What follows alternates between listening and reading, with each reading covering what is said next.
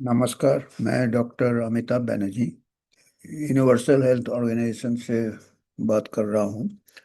और QI platform से भी हम आते हैं, आपको हेल्थ मैसेज देते हैं, हमारे जो मीडिया पार्टनर हैं। और अभी आज हम थोड़ा भविष्यवाणी करेंगे। क्या किसका भविष्यवाणी करेंगे? हंटा हंटा वायरस का भविष्यवाणी। जो ये हंटा का जो घंटा बज रहा है, ये कब तक बजेगा, इसका हम भविष्यवाणी करते हैं। और भविष्यवाणी हम थोड़ा वैज्ञानिक तरीके से करेंगे। वैज्ञानिक तरीके से करेंगे। मुंह से खरीदेंगे निकल रहा था, क्योंकि हर कुछ आजकल प्रॉफिट और मुनाफा और खरीदने के ऊपर रहता है। चाहे वो नीट का पेपर हो, चाहे वो महामारी का प्रचार हो। तो आज हम करेंगे एविडेंस बेस्ड, साइंटिफिक तरीके से आज हम बात करेंगे। और साइंटिफिक तरीके से हमारे पास कुछ बुनियादी बातें समझेंगे, जिससे हम भविष्यवाणी कर सकते हैं। और अगर जब हम साइंटिफिक तरीके से जब हम देखते हैं, कुछ ऐसे शोध हमारे हाथ लगे हैं, रिसर्च पेपर्स हाथ लगे हैं, कि उससे कुछ हमको अभी जो हमको जितना पता चला है, कि एक जहाज है एमवी हॉन्डियस। उसमें जो क्रूज शिप है, छोटा सा, 150-200 लोग है, 150 करीब है, 149 150। वो जगह जगह जा रहे थे, एक्सप्लोरेशन कर रहे थे, कहीं उतर रहे थे। और उसमें बताते हैं कि भाई एल्डरली कपल गए थे अर्जेंटीना में, कोई गांव में चले गए थे बर्ड्स देखने। तो और उनमें से आ गए, फिर उनमें से एक बीमार हो गया, एक गुजर गए। 1 अप्रैल को अर्जेंटीना में गए थे, और यहाँ कहने का यह है कि वो वहाँ पे उनको कोई चूहे का मल वगैरह या ड्रॉपिंग या डस्ट वो इनहेल किया, और वो जहाज में आए वो। और 11 तारीख को एक का देहांत हो गया। और वो फिर जब उतरे, उनका बॉडी उतारा गया सेंट हेलिना में, तो उनका वाइफ को उतारा गया, उनका वाइफ भी उसके साथ उतरा। वो फिर उसको ही वापस जा रही थी अपने घर डच नेदरलैंड्स में। तो रास्ते में उसका तबीयत खराब हो गया, तो वो वापस आके एडमिट हुई साउथ साउथ अफ्रीका में, और वहाँ उसका देहांत हो गया 24 अप्रैल को शायद। और था ये भी एक खबर आया था कि जब उसकी वाइफ, मृतक की जो बीवी जा रही थी, वहां पे जो फ्लाइट अटेंडेंट था जिसने उसको अटेंड किया था, उसको भी बीमारी हो गई। तो काफी तहलका मच गया कि भाई इसका मतलब वो पर्सन टू पर्सन स्प्रेड हो रहा है। और फ्लाइट अटेंडेंट तो ज्यादा कांटेक्ट तो नहीं है इंटीमेट, जो एयर होस्टेस या फ्लाइट अटेंडेंट जो भी, वो कैसे बीमार हो गई। बड़ा हल्ला हो रहा। अभी मैं कल भी देख रहा था, एक कोई एक्सपर्ट से पूछा जा रहा था, वो आप पर्सन टू पर्सन नहीं होता तो फ्लाइट अटेंडेंट को उसका भी रिपोर्ट आ गया है कि उसको हंटा वायरस नहीं है। फ्लाइट अटेंडेंट ऐसे ही बीमार हो गई, उसका दूसरा कोई ऐसे ही बुखार उखार उल्टी उल्टी जो भी है, उसको उसको हंटा वायरस नहीं है। तो इससे क्या है कि एक प्रकार से भय फैलता है, पैनिक जिसको कहते हैं, काफी पैनिक फैला हुआ है। और कई बार आ रहे विशेषज्ञ बोल रहे हैं कि हंटा वायरस पुराना बीमारी है। अभी पर एक दूसरा इसमें स्पिन दिया जाता है, जैसे मैंने बोला, जो पिच कमजोर है पर स्पिन बॉलर लगे रहते हैं, कैसे स्पिन दे कि नहीं ये एंडीज वायरस है। तो एंडीज वायरस तो पर्सन टू पर्सन स्प्रेड होता है, फिर शायद म्यूटेशन हो गया है, शायद ये हो गया, शायद वो हो गया, शायद कुछ छुपाया जा रहा है। तो हमने अभी एक पेपर में हम बताएंगे, उसमें से मुख्य बातें हम आपको प्रोजेक्ट भी करेंगे, क्योंकि ये साइंटिफिक पेपर है, सबको पढ़ना चाहिए। और हमारे जो सो कॉल्ड एक्सपर्ट्स आते हैं उनको भी देखना चाहिए, और आम जनता को भी देखना चाहिए। तो हम आगे कैसे प्रिडिक्ट कर सकते हैं? पहली बात यह है कि अगर हम जब पेपर पढ़ते हैं, तो पता चलता है कि एंडीज वायरस का भी, एंडीज जो स्ट्रेन है, हंटा वायरस का जो एंडीज स्ट्रेन है, उसका भी पर्सन टू पर्सन ट्रांसमिशन नहीं है, नहीं के बराबर ही है, 0.6% है। वो भी मतलब सर्टेन नहीं है। उसका वजह बताया, बहुत अच्छा पेपर। एक ये मेटा एनालिसिस किया है बहुत सारे स्टडीज को, 22 स्टडीज को इकट्ठे एनालाइज किया है, 22 स्टडीज, जिसको कहते हैं मेटा एनालिसिस, कॉकरेन ऑकरेन से लिया है, जिसको कि आप एविडेंस बेस्ड मेडिसिन कहते हैं। अगर एविडेंस बेस्ड मेडिसिन से जाएंगे तो आपका भय दूर हो जाता है, आप भविष्यवाणी भी कर सकते हैं। और अब जब उससे जाते हैं तो हमको जो आज का जो हमारे पास जो हमको खबर है आज का, उस पे भी हमको लगता है, वर्तमान को भी हमको लगता है कि मैच नहीं कर रहा है। भविष्यवाणी तो हम कर सकते हैं, पर वर्तमान को भी हम और गहराई से हमको जांच करना था, या नहीं भी कर सकते, या कई चीज जैसे ये जो होता है महामारी का जो आपका विज्ञान होता है, ये एक डिटेक्टिव वर्क जैसे होता है, जासूसी डिटेक्टिव। कई बार फिट नहीं होता है सब कुछ, एविडेंस नहीं फिट होता है, उसको जाके फिर से ढूंढना पड़ता है। ये बात जम नहीं रहा है, जब हमने ये पेपर को आपको हम बताएंगे कि ये अभी चल रहा है कि एक कपल गया था, वो आया, बाकी 9 लोग बीमार हो गए जो उसी जहाज में थे। तो मतलब जहाज के अंदर ट्रांसमिशन इन लोगों से हुआ, मतलब वो सेकेंड जनरेशन केस बोल रहे हैं, वो जीरो केस, जीरो है वो, जो बुजुर्ग जिसका देहांत हो गया 11 अप्रैल को। बाकी 9 केसेस कह रहे हैं कि ये इनसे आए हैं। पर जो हमको लिटरेचर बताता है, एंडी स्ट्रेन का ही हम बात करेंगे, क्योंकि वो बोलते हैं नहीं नहीं एंडी स्ट्रेन तो स्प्रेड होता है, पर वो नहीं होता, वो भी इतना नहीं होता है, उसका शोध है। इसका जो फिजियोलॉजी भी हमको थोड़ा समझना चाहिए। फिजियोलॉजी हमको समझना चाहिए कि ये वायरस करता क्या है बॉडी में, कहाँ पाए जाते हैं, कहाँ पे मल्टीप्लाई होते हैं, कहाँ पे उसका सबसे ज़्यादा लोड होता है, उसी से पता चलेगा ट्रांसमिशन कैसे होता है। ये जो वायरस जाता है हमारा, जैसे हम चूहे का जो मल है या पेशाब है या ये है डस्ट है, वो इनहेल होता है, तो वो लंग्स में नहीं मल्टीप्लाई होता है, लंग्स में उसका लोड नहीं रहता है। अगर लंग्स में लोड होने से परसेंट टू परसेंट के चांसेस बढ़ जाते हैं, ये आपको याद रखना है। जैसे दूसरे रेस्पिरेटरी इन्फेक्शन लंग्स में होते हैं, इसलिए रेस्पिरेटरी इन्फेक्शन में स्प्रेड हो सकते हैं। तो ये लंग्स में नहीं, वो वायरस ब्लड स्ट्रीम में चला जाता है।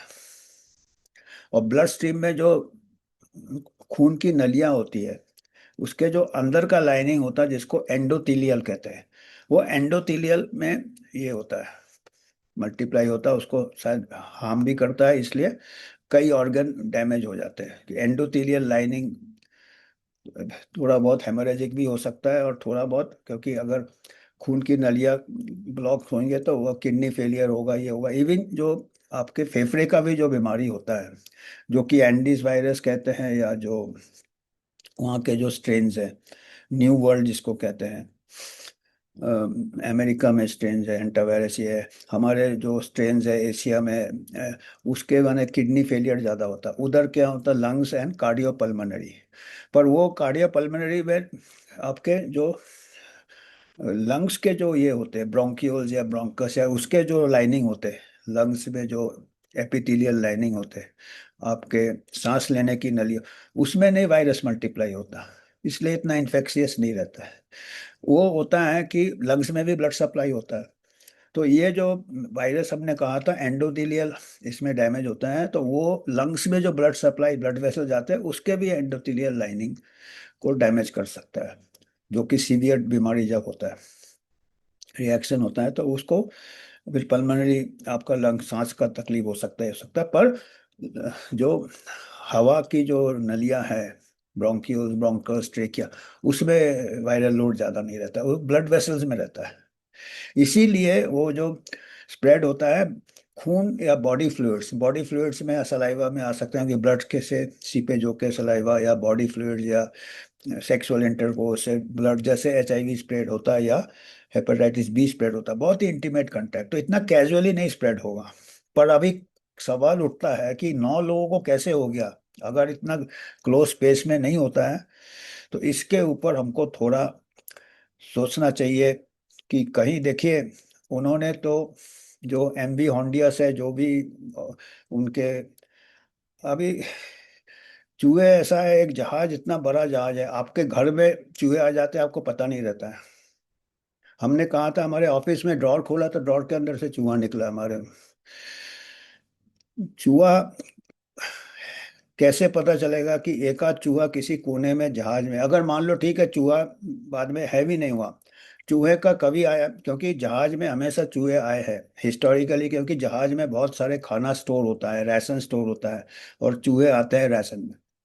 और आपके जहाज, ये वाला जहाज रुक रुक के आ रहा था अर्जेंटीना ये जाना, तो अगर अर्जेंटीना में भी अगर वहाँ है तो वहाँ भी डॉक किया होगा, तो वहाँ से भी वो इन्फेक्टेड चूहे आ सकते हैं, या चूहे को भगा भी दिया हो तो चूहे का मल ये वो जहाज में हो सकता है कंटेमिनेशन। इसको हम, क्योंकि ये हम जो आगे हम पेपर बताएंगे एंडीज वायरस का ही बताएंगे, कैसे ट्रांसमिशन के कैसे रिसर्च किया है लोगों ने, कितना होता है।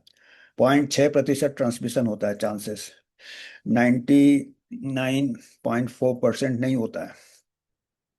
तो इसका मतलब अगर आप 100 लोग एक्सपोज होंगे तो एक होगा, तो 9 नहीं फिट हो रहा है। 140 में 9 लोग नहीं हो रहे हैं फिट। सेकेंडरी ट्रांसमिशन इतना ट्रांसमिशन नहीं है, तो ये एक और हम बताएंगे क्यों। रिसर्च में भी वही पॉइंट आया है कि क्या है कि रिसर्च में जो अर्जेंटीना में या जो लैटिन अमेरिका में, चिली में, उन्होंने कई ऐसे रिसर्च किए हैं जिन्होंने एज्यूम कर लिया कि एक घर में एक किसी को हुआ, बाकी थोड़े दिन बाद दूसरे को हो गया, फिर तीसरे को हो गया, तो वो ऐसा एज्यूम कर लिया कि ये परसेंट।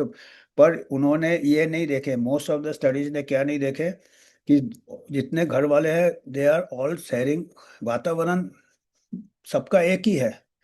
अगर घर में कोई गंदगी है, चूहे का लीद है या कुछ है, मल है या चूहा है, तो सबको ही एक्सपोज हो रहे हैं, सबको ही चूहे से एक्सपोज हो रहे हैं। पर लोग अलग अलग टाइम बीमार हो रहे हैं, तो वो सोच रहे हैं एक को छोड़ के दूसरा, ऐसे परसेंट। क्योंकि इसका जो इन्फेक्शन और बीमारी होने का जो पीरियड है, 1 हफ्ते से लेके 8 हफ्ते हो सकता, 2 महीने हो सकता।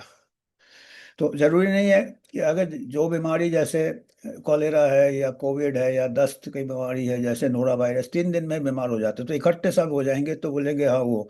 ये क्या है कि कोई 1 हफ्ते में हो रहा, कोई 3 हफ्ते में, कोई 4 हफ्ते में, तो ये लोग सोच रहे हैं कि ये परसेंट टू परसेंट हो रहा है। आप समझे ना, जैसे 11 अप्रैल को ये इसका देहांत हो गया, फिर बाद में कुछ और 8 बीमार हो गए। तो ये भी हो सकता है, दो चीज हो सकता है कि जितने अकेला तो नहीं गए होंगे दोनों, पता नहीं कैसे गए रहे, अकेला यही गए थे। अभी बर्ड वॉचिंग के 150 में से खाली 2 ही गए थे, हो सकते हैं और भी लोग गए हो जो बीमार है, आपको हमारे पास कुछ हिस्ट्री नहीं है, पूछना चाहिए। दूसरी बात है कि हो सकता है चूहे हो, अरे आपके, अगर आप कोई रेस्टोरेंट में खाते हो, कई बार खाने में कॉकरोच आ जाता है। अब वो रेस्टोरेंट वाला थोड़ी बोलेगा, वो तो दबाने की कोशिश करेगा, क्योंकि एडवर्स पब्लिसिटी होता। एक बारी थाली में आ गया आपका, तब उसको मानना पड़ेगा कॉकरोच है। तो वो तो नहीं बोलेगा हमारे रेस्टोरेंट में कॉकरोच है, पर कॉकरोच मिल जाएंगे एक दुकान में, खाने के दुकान में। ऐसे एक बड़े जहाज में कहीं भी चूहा, कोई बहुत बड़ा ऐसा फॉरेन ऑब्जेक्ट नहीं है कि चूहा, हम दावे चूहे का मल या कंटेमिनेटेड ये चूहा कभी आके चला गया हो, मल हो, पहली बात। दूसरी बात है, ये 2 लोग भी गए हैं, मान लो हम मान लिया चलो ठीक है ये दो ही, इन लोग अपने कपड़े में जूते में उधर से आ रहे हैं, और उसमें अगर कंटेमिनेटेड मटेरियल आ गया है, रेत आ गया, लीद आ गया, उसका मल आ गया, वो, और ये जहाज में एंक्लोज स्पेस में वही एयर घूम रहा है, उसका एरोसोल, मतलब ये सब संभावना हमको सोचना चाहिए, क्योंकि हमारे पास जो लिटरेचर है वो बताता है कि जितने दो शोधकर्ता 2020 है, रिसेंट स्टडी है, हम बताएंगे 2001 का या 2020 का, उसमें बता रहे हैं कि उन्होंने बहुत ऐसे स्टडीज किए हैं, एनालाइज फिर से किए हैं, डेटा पता चला है कि उन्होंने वो वाला फैक्टर लिया ही नहीं कि ये हाउस होल्ड एक्सपोजर कॉमन हो रहा है हर कोई को चूहे के मल से, क्योंकि ये फिजियोलॉजिकली भी संभव नहीं है पर्सन का, क्योंकि उसके छाती में, लंग्स में कोई एक्सटर्नल इसमें वायरस लोड रहता ही नहीं है, ब्लड वेसल्स के अंदर ही वायरस लोड रहता है, और इसीलिए ब्लड और बॉडी फ्लूइड्स, तरल पदार्थ में एक्सक्रीट होता वायरस, खांसी के इससे नहीं होता है, सलाइवा वलाइवा से हो सकता है सर। और इन्होंने पाए है कि 400 476 476 476 केसेस का उन्होंने एनालिसिस किया है एंडीज वायरस का। उनमें से खाली 3 केस को उनको कंफर्म है कि ये, कंफर्म भी नहीं है, संभावना है कि इनको कॉमन एक्सपोजर नहीं हुआ रैट ड्रॉपिंग से या एनवायरमेंटल से। इनको शायद पर्सन टू पर्सन हो। 476 में से खाली 3, तो वो क्या आता है, 0.6% आता है। तो सेकेंडरी अटैक रेट 0.6% आप ले सकते हो या एक से कम ही ले सकते हो। तो इसका पैंडेमिक पोटेंशियल है ही नहीं, एंडीज वायरस का भी नहीं है। और ये जो जहाज वाला फिट नहीं हो रहा है कि 7-9 लोग कैसे बीमार हो गए। और वो जो फ्लाइट वाला पहले पब्लिसिटी हो गया था कि ये फ्लाइट वाले को भी हो गया। और ऐसे भी कई एनेक्डोट है कि किसी ने पार्टी में एक ऐसे ही हाथ मिलाया, हेलो बोला और उसको हो गया। हो सकता है वो दोनों अर्जेंटीना में कॉमन एनवायरनमेंट में आ रहे हो, वातावरण कॉमन है। हमारे जो महामारी बीमारियां होती है एपिडेमोलॉजी के ट्रायड कहते हैं, एक तो एजेंट फैक्टर होता है, एक एनवायरनमेंट होता है, फिर एक होस्ट होता है। तो हम अभी क्या है, हमारा दिमाग खाली होस्ट में ही रहता है कि होस्ट टू एनवायरनमेंट एक कॉमन है, दोनों एक ही वातावरण से आ रहे हैं। और ये हमको ये पहले दिन से ही लग रहा था कि क्या 2 बूढ़े लोग अकेले ही गए क्या, उनके कोई गाइड नहीं थे, उनके साथ कोई बाकी लोग नहीं थे। 7-8 लोग तो 150 में से खाली बर्ड वॉचिंग रुका है। आप छोटा सा पिकनिक में जाते हैं, खाली 4-5 लोग चले जाते हैं, जहां भी जाते हैं कोई बर्ड देखने खाली। मतलब या फिर वो उनके बॉडी कपड़े सपड़े कंटेमिनेट होके आ गए हो और एनक्लोज स्पेस में रखा हो। ये कुछ चीजें हैं। दूसरी बात है, पेंडेमिक का तो खैर बुनियादी बदल गया है। ये पिछला महामारी के बाद पेंडेमिक का डेफिनेशन पहले अलग होते थे कि भाई बहुत सारे लोग, यंग लोग का देहांत हो रहा, हेल्दी लोग का देहांत हो रहा। वो तो खैर चेंज हो गया पेंडेमिक का डेफिनेशन, उसके ऊपर हम बात नहीं करेंगे। पर अभी दूसरे तरीके से ये इसका घंटा बजाया जा रहा है। पहले जब पिछला महामारी था कि भाई बहुत फैल गया है, बहुत फैल गया, और 80-80 सालों का डेथ हो रहा था नर्सिंग होम में, उसके नंबर्स दिखा के बहुत बता दिया। उस टाइम भी लीथल लीथल कर रहे थे। अभी क्या है कि अभी खैर ये ये लीथल तो है, जिसको अगर हो जाता है वो लीथल है, वो एक प्रकार से एक्सीडेंट है कि आप चूहे के मल में इसके कांटेक्ट। पर अभी फैलता नहीं है, फैल नहीं रहा है। तो अभी लीथल लीथल करके बोल रहे हैं कि एक एक केस में बहुत ज्यादा ये कर रहे हैं, पब्लिसिटी कर रहे हैं। अनफॉर्चुनेट है, डेथ होता है, क्या करें, अभी बीमारी होता है, इन्फेक्शन होता है, डेथ होता है। पर अभी इससे क्या है, इतना भय हो रहा है कि जो लोग, बाकी लोग भी जो जहाज में थे, उनको भी एक स्टिग्मा है, डर या ये, उनको भी एक प्रकार से कलंकित टाइप, वो साइकोलॉजिकल फियर से भी उनका मेंटल स्टेट भी अफेक्ट हो सकता है। क्योंकि वो डर डर के रहेंगे कि ये शायद बहुत ही ज्यादा कंटेजियस है। और हम तो चाहेंगे कि उनसे अभी हिस्ट्री लिया जाए, जो लोग 8 लोग फिर बीमार है, उसको पूछा जाए कि भाई आप लोग भी गए थे क्या वहाँ पे। और जहाज में वो एक एडवर्स पब्लिसिटी होता है, वो नहीं मानेंगे। चूहा आपका रेस्टोरेंट में आप बोलो हमारे खाने में कॉकरोच था, बिल्कुल नहीं मानेंगे जब तक आप सही में उनको थाली में दिखाओगे। तो ऐसा चूहा कोई, जबकि चूहा जहाज में होना कोई ऐसा नहीं है कि बहुत ही आउट ऑफ द वे है, मतलब ऐसा जहाज में चूहा हो ही नहीं सकता है। खाना है, स्टोर है, राशन है जहाज में, वुड वर्क है, ये है। चूहा, मतलब ये 9 केस इकट्ठे होना जहाज में एंडीज वायरस का भी। जबकि पुराना जो डेटा बताता है कि 0.6% ही इसका ट्रांसमिसिबिलिटी है। 467 में से 3 है जिनको क्लियरली बता सकते हैं कि ये पर्सन टू पर्सन है। बाकी जितने हैं सबके बाद में पता चला all were expose to the same environment.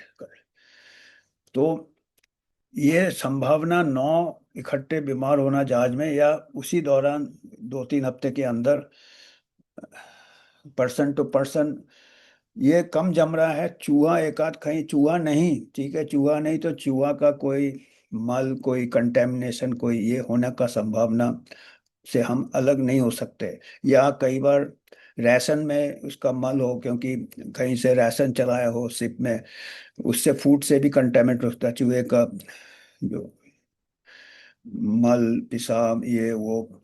और उन लोग ज्यादा कुक भी नहीं करते, आपको मालूम है, सलाड वलाड ये वो जो भी है ज्यादा कुक भी नहीं करते हैं।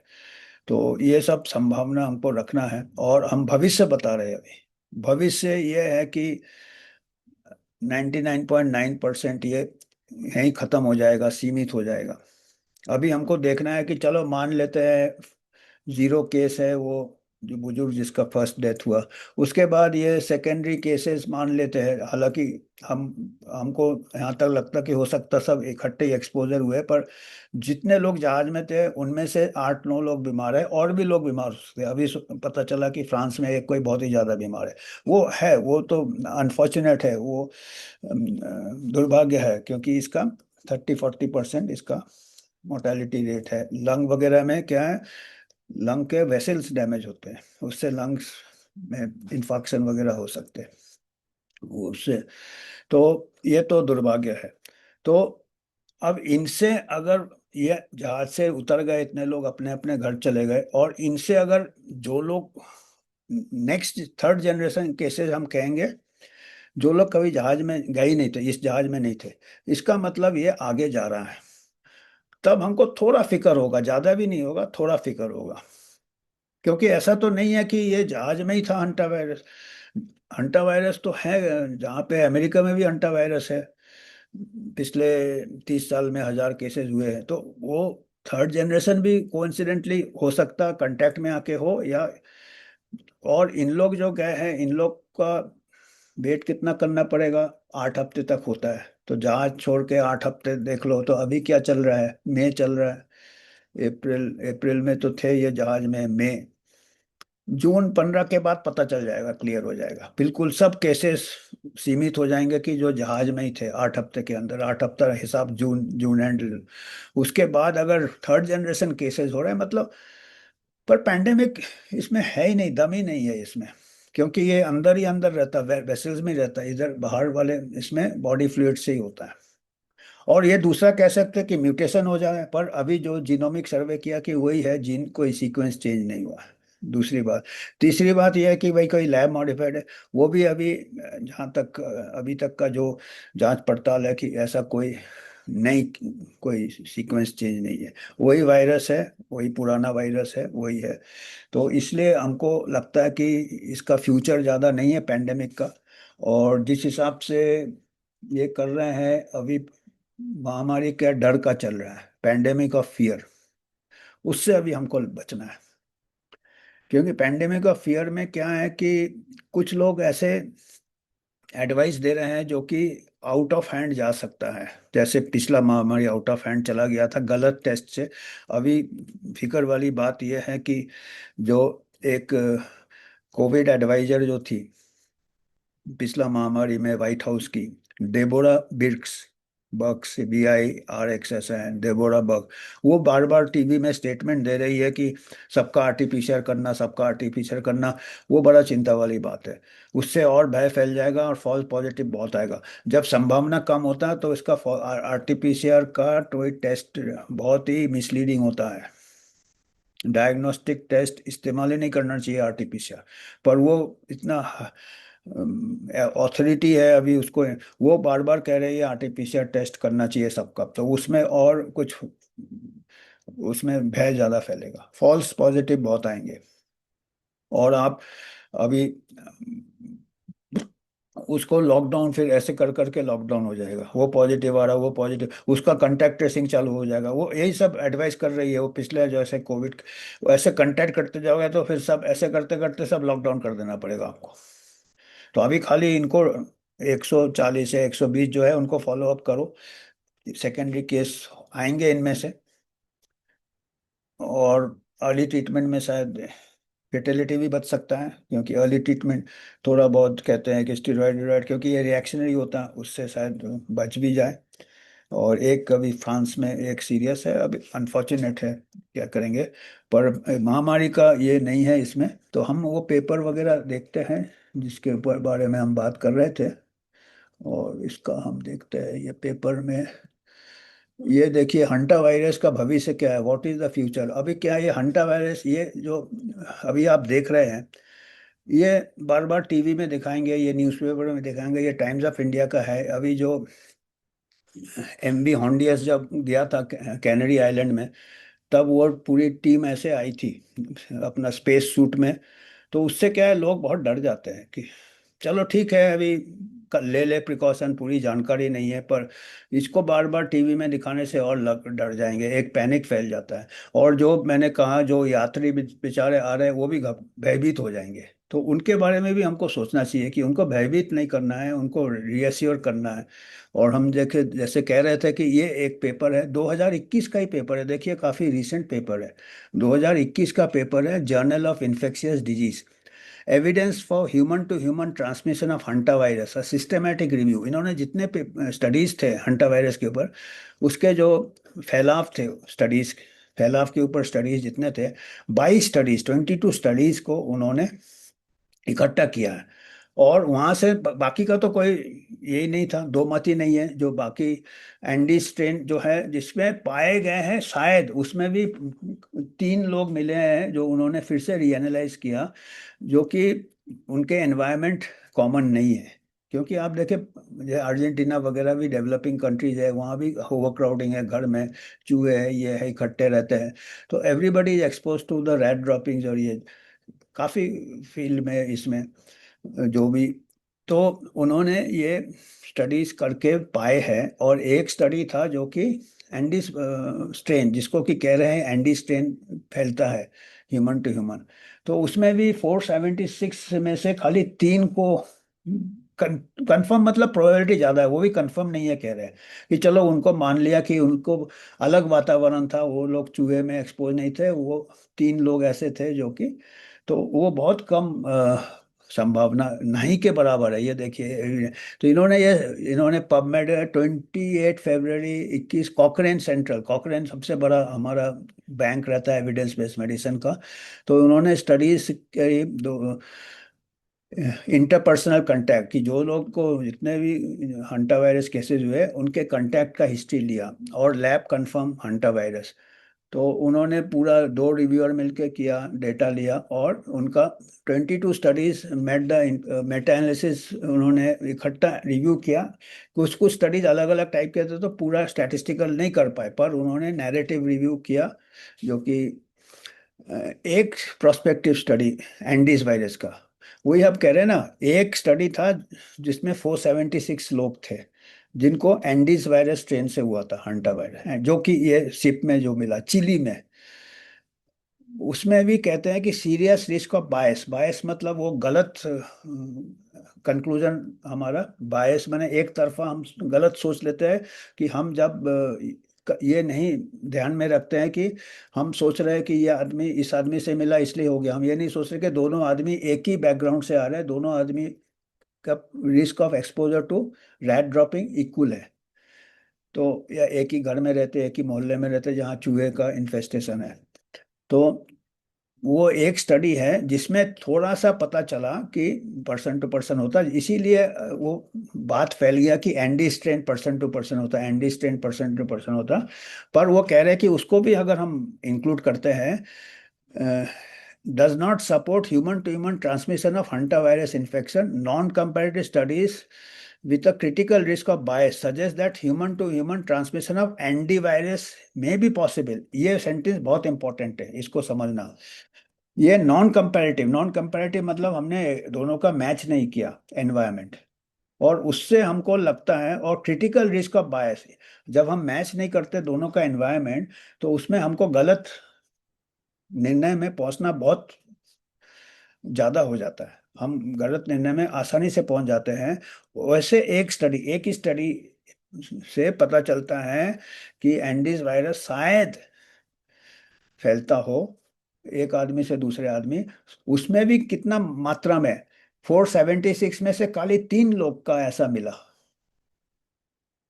तो वो भी बहुत 0.6% चांस है कि एंडीज वायरस भी फैल सकता है। तो आप इसीलिए जो हम अभी देख रहे थे, अभी का वर्तमान का जो एनालिसिस देख रहे थे कि 9 केसेस कैसे हो गए, वो पर्सन टू पर्सन होने की संभावना हमको कम लग रहा है। ये हम अपना ये इस सोच से हम उस पे हम फिर से नजर डाल रहे हैं। जैसे डिटेक्टिव जाता कि भाई एक फिर से जाके देखो कहीं खून के धब्बे और कहीं तो नहीं है, कहीं ये तो नहीं छूट गया, कहीं वो तो नहीं छूट गया। पर अभी तो जैसे मैंने कहा, ये सब कमर्शियल बिजनेस है, कोई भी जहाज अपना कंपनी का एडवर्स पब्लिसिटी नहीं होने देगा। अगर वो होगा भी तो वो साफ कर देगा चूहा, बोलेगा नहीं है। जैसे कॉकरोच आप रेस्टोरेंट में मिलने के बाद भी वो इनकार कर देंगे। तो हितों के टकराव काफी होते हैं। ये वाला स्टडी है जो हम बता रहे हैं, एक कोहॉर्ट स्टडी जो एंडी स्ट्रेन का था। आरओबी मतलब रिस्क ऑफ बायस, गलत होने का संभावना है। 476 house hold contact, four only 16 developed hanta viral pulmonary symptom. तो 476 कॉन्टैक्ट में से 16 को सिम्टम हुआ और 460 को कुछ नहीं हुआ, सीरो नेगेटिव। माने 476 कॉन्टैक्ट जो थे उनमें से किसी को कुछ नहीं हुआ, सीरो। खाली 16 को ये हुआ। और 16 में से भी खाली 3 लोग थे जिनका कि एक्सपोजर कॉमन नहीं था, जिनको कि आप दावे के साथ शायद कह सकते हो कि ये इनका आदमी से ही, इंसान से ही इनको संक्रमित हुए। तो 476 कॉन्टैक्ट में से खाली 3 लोग ऐसे थे, बाकी 16 लोग ही को बीमार हुए, और वो 16 लोग, बाकी लोग बीमार भी नहीं हुए। मतलब 3% ही बीमार हुए। मतलब अगर मान लो कि दूसरे जो केसेस है 476 जो हाउस होल्ड कंटैक्ट्स है, 16 लोग बीमार हुए, 3%। तो अभी इसमें 149 जहाज में है, तो 9 लोग जम नहीं रहा है। 476 में 3%।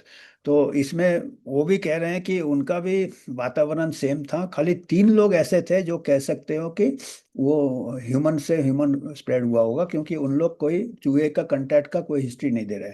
बाकी जितने 16 थे उनमें से भी 16 में से 13 लोग ने चूहे से एक्सपोज हो गए थे। तो उनके बनता नहीं है कि ह्यूमन टू ह्यूमन हो।